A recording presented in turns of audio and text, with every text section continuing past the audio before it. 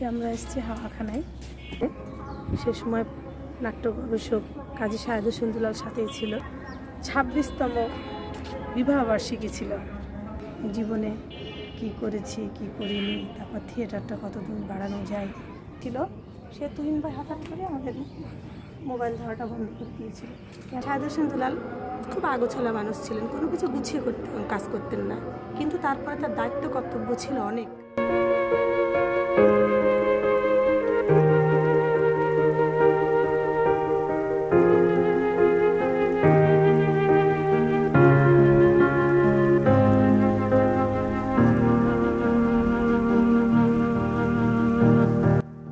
প্রিয় গৌরজন, আশা করি সবাই ভালো আছেন। আজ আমরা যাব প্রয়াত লোকনাট্য গবেষক কাজী শাহেদ হোসেন দুলালের স্মৃতি বিজড়িত আরও একটি স্থানে।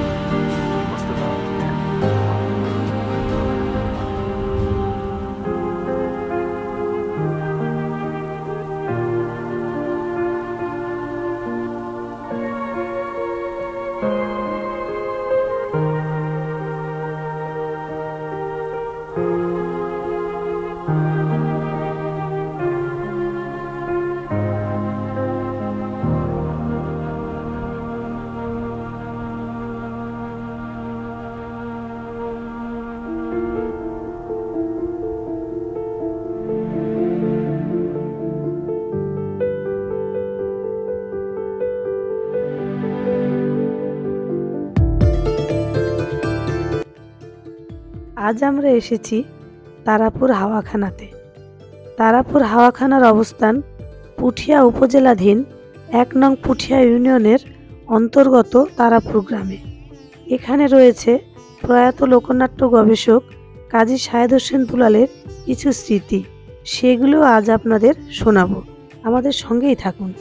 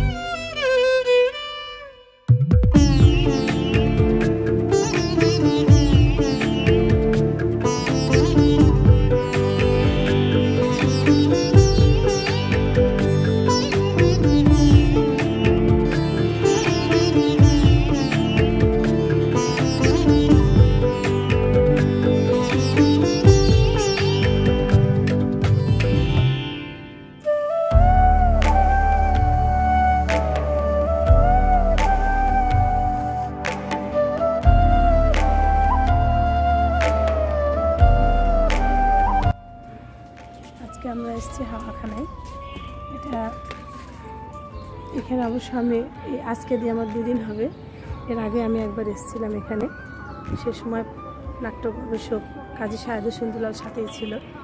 তো সে যখন এখানে যেদিন এসেছিল সেটা ছিল হচ্ছে আমার 26তম বিবাহবার্ষিকী ছিল। তো এখানে আসে আমরা অনেকক্ষণ সময় কাটিয়েছিলাম। এখানের অনেক স্মৃতি, অনেক ছিলাম 1 ঘন্টা, কিন্তু আমার সাথে অনেক গল্প করেছিল। এই 26 বছর জীবনে কি করেছি, কি করিনি, তারপর থিয়েটারটা কতদিন বাড়ানো যায়। 26তম বিবাহ বার্ষিকী ছিল। দ্বিতীয়বার যখন আমরা ওখানে আসি, সে সময় একটু মন খারাপ ছিল, এর কারণে যে আমাদের পার্বতীপুর থিয়েটারের যে তুহিন ভাই ছিল, সে তুহিন ভাই হঠাৎ করে আমাদের মোবাইল ধরাটা বন্ধ করে দিয়েছিল। কেন, কিসের জন্য, এটা নিয়ে মন খারাপ ছিল। তো দ্বিতীয়বার যখন আমরা আসি, তখন আমরা ঠিক এই জায়গাতেই প্রয়াত কাজী শাহেদ হোসেন দুলালের সাথে এখানে আমি বসেছিলাম। আর আমাদের সাথে ছিল আমার অসুস্থ মেয়েটা। তো মেয়েটা খুব লাফালাফি করছিল এখানে।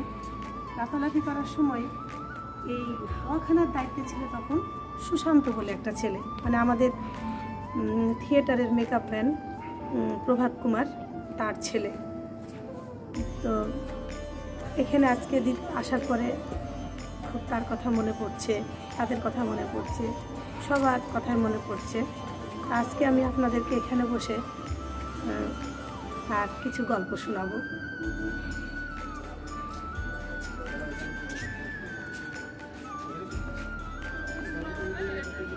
যে সময় বাবার সাথে এসেছিলাম এখানে, সেই সময় ও অনেক ছোট ছিল, অনেক ছোট। ও এখানে এসে শুধু বারবার পানিতে নামতে চাচ্ছিল। আর আমার অসুস্থ মেয়েটাকে আমি পারছিলামই না থামাতে। ওরা বারবার পানিতে নামতে যাওয়ার জন্য খুব চেষ্টা করছে। তারপর আমরা তাকে বসালাম, সে ঘুরে বেড়াচ্ছিল। হাওয়াখানাটা নিয়ে তার অনেক স্বপ্ন ছিল, অনেক স্বপ্ন। বলে দেখো, আসার পরে আমাকে দেখাচ্ছে যে দেখো চতুর্দিকে পানি, এই রাজবাড়ির সাথে যদি এটা সংযোগ করা যায়, তাহলে এখান দিয়ে একটা রাস্তা করা যায়, এটা ভালো হবে, ওটা ভালো হবে। কত চিন্তা, রাজবাড়ি, এই হাওয়াখানা, এগুলো দিয়ে নিয়ে তার অনেক চিন্তা ছিল, এটা করবে, ওটা করবে। তো প্রয়াত হয়েছে উনি 2 বছর।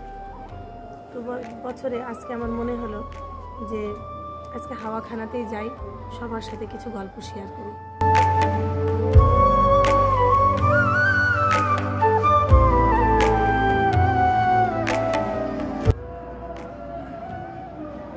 তো সেই সময় আমাদের 26 বছর বিবাহবার্ষিকী ছিল।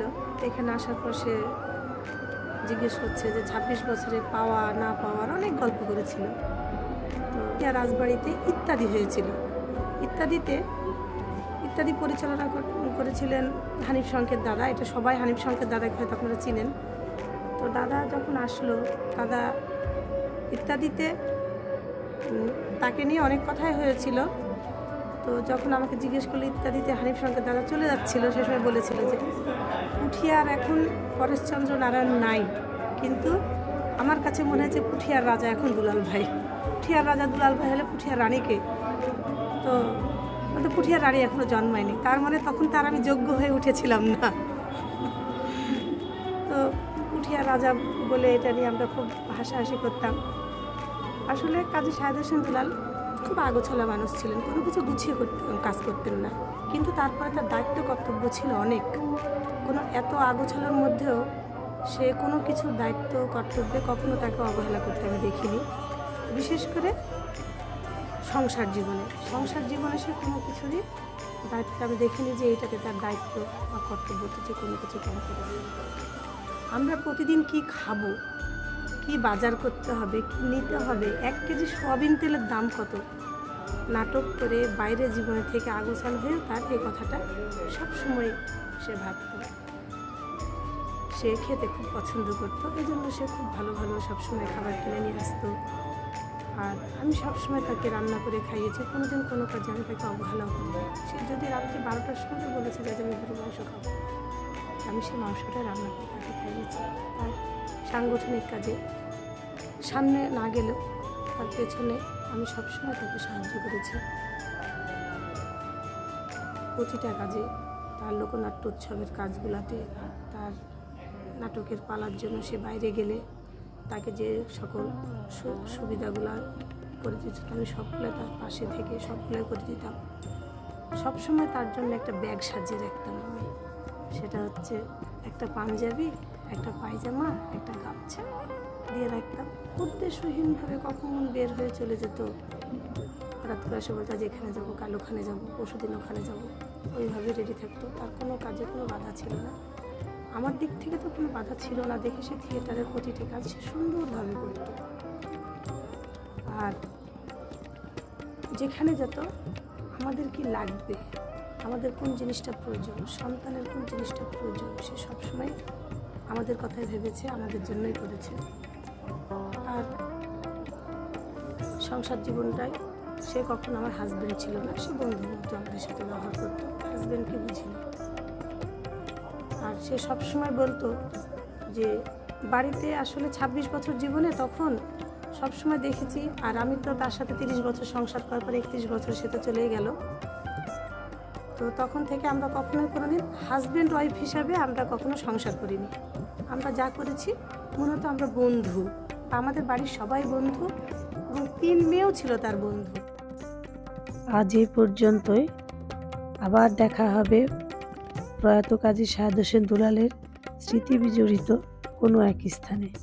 ধন্যবাদ, ভালো থাকবেন, সুস্থ থাকবেন।